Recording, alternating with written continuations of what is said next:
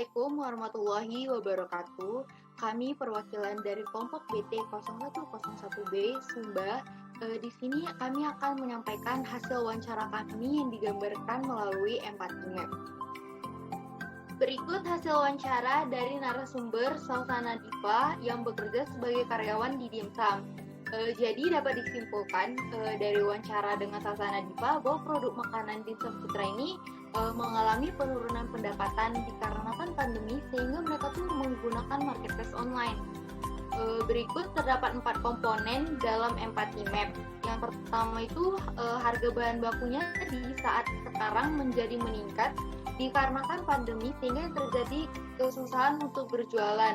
Yang kedua ada T-nya menambah menu baru pada produk agar menarik pelanggan untuk membeli. Yang ketiga ada feel-nya. Jadi feel-nya ini menjadi kecewa di saat pandemi karena minimnya orderan yang mengakibatkan menurunnya pendapatan bagi produsen.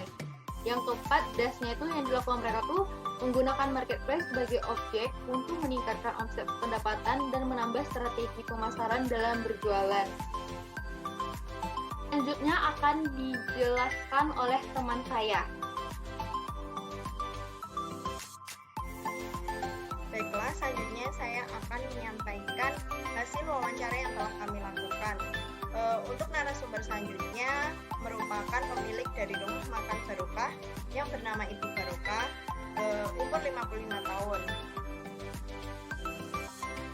Berdasarkan latar belakang di rumah makan ini merupakan rumah makan yang masih sederhana dan berada di lingkungan pedesaan yang jauh dari kota. Sehingga berikut merupakan empati map yang telah kami susun berdasarkan hasil wawancara yang telah kami lakukan.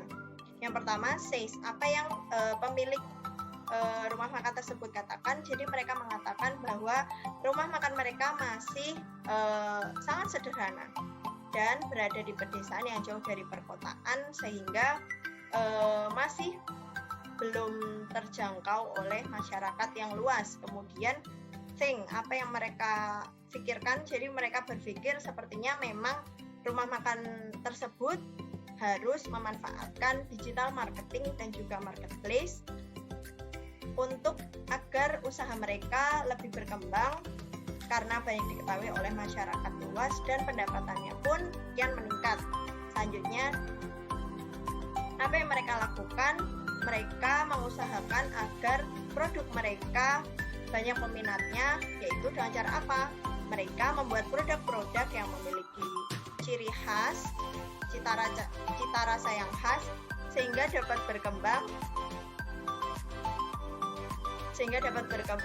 dan bersaing dengan usaha lainnya di daerah tersebut. Nah, yang terakhir, feels, apa yang mereka rasakan?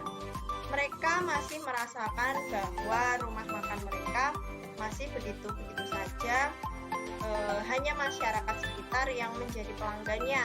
Karena apa ya? Karena mereka belum melakukan digitalisasi, digital marketing, dan memanfaatkan marketplace.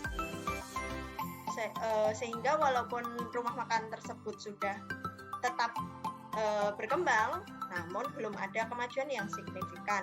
Mungkin itu saja yang dapat saya sampaikan. Di sini saya akan mempresentasikan atau menjelaskan hasil dari wawancara yang telah saya lakukan kepada dua narasumber yang telah saya wawancarai, dan pertanyaan yang saya ajukan terkait dengan seberapa pentingkah digitalisasi untuk mereka, dan juga apakah digitalisasi itu penting untuk mereka apabila mereka ingin atau sudah mempunyai bisnis atau ingin memulai bisnis dengan berbasis dengan digital seperti itu. Hasil yang saya dapat adalah digitalisasi menurut mereka saat ini adalah suatu hal yang sangat penting. Terlebih saat ini kita sudah memasuki di era yang serba digital. Semua orang tidak bisa lepas dari smartphone mereka. Mereka tentu menggunakan aplikasi yang tentunya berbasis dengan digital untuk kehidupan sehari-hari mereka seperti itu.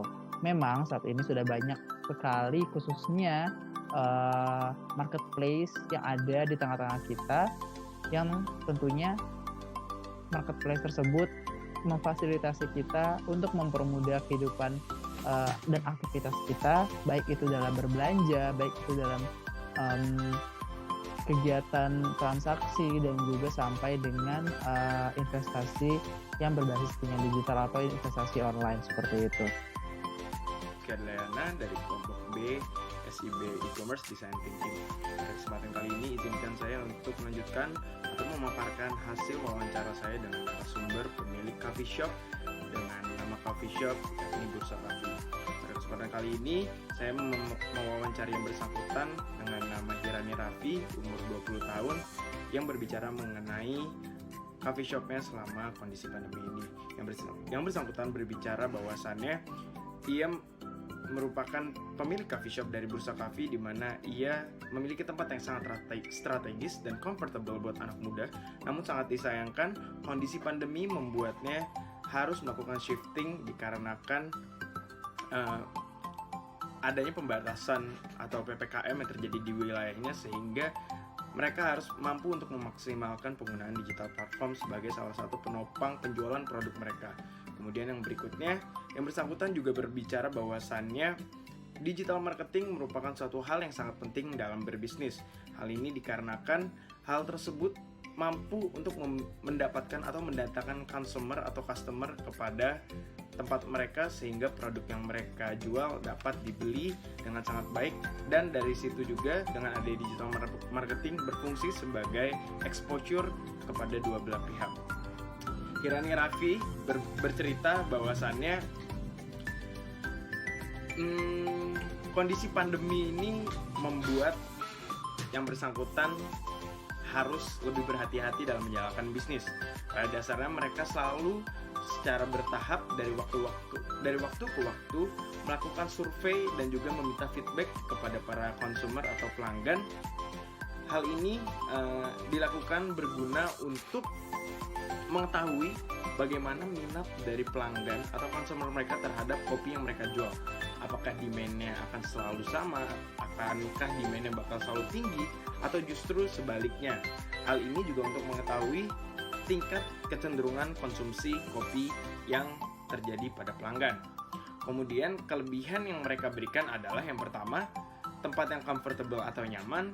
Kemudian adanya satu fitur yakni self instant delivery kepada konsumer yang gunanya untuk memudahkan mereka dalam melakukan order produk kopi. Kemudian yang berikutnya terdapat diskon dan juga sale atau promo terhadap mereka yang menjadi membership atau ikut ke dalam membership program, yang merupakan bagian dari bentuk penghargaan dari pemilik kopi kepada konsumer karena mereka merupakan konsumer yang loyal. Berikut presentasi hasil wawancara dari narasumber Dini Trisna. Dini Trisna merupakan seorang mahasiswa yang baru saja membuka usaha minuman, di mana bahannya dibuat dari buah segar dan milk cheese. Nama brandnya yaitu Unasu. Unasu sendiri merupakan singkatan dari usaha anak bungsu. Ia memaparkan beberapa keluh kesahnya dalam membangun bisnisnya. Berikut gambaran empathy map dari hasil wawancara dengan narasumber Dini. Selain lezat dan menarik untuk dicoba, brand Unasu ini memiliki permasalahan dalam pengemasan dan pengiriman produknya.